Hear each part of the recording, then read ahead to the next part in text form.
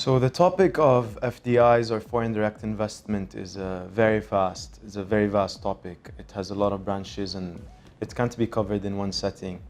But the most basic definition of a foreign direct investment is basically trying, in its simplest form, is trying to attract capital from outside the economy into the economy. It comes in different shapes and forms. It could be a foreign direct investment, could it be a foreign portfolio investment, it could be a foreign institutional investor, and so on and so forth, but I'm not going to get into that. So when trying to attract capital from outside the market, there's a lot of things that the government needs to follow. As for Jordan, we have been successful in the past in attracting a lot of foreign direct investment. And it's all thanks to His Majesty's vision and His Majesty's tireless effort in going out and reaching out to foreign institutional investors and bringing them into the economy.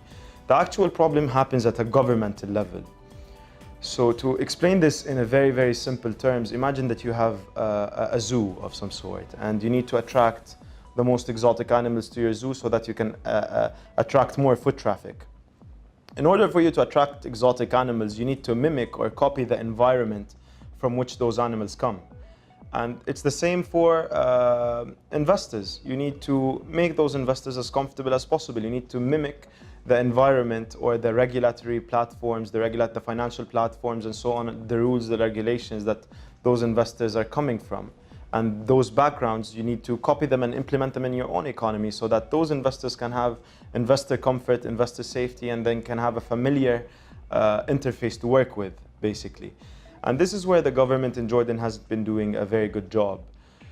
It is very important for us to understand that creating a familiar environment for those investors could really, really help in attracting more and more investment into the country. The other part of it is building a government infrastructure that can sustain and incubate those investors as they come into Jordan as well. And this happens through, if you look at the UAE, like you mentioned, if you look at Singapore and those countries that managed to attract a lot of foreign direct investment in the past while, this happened for two reasons. The first reason was because they managed to copy and mimic the financial and regulatory platforms that big institutional investors come from, and they created very familiar financial laws, rules, and regulations.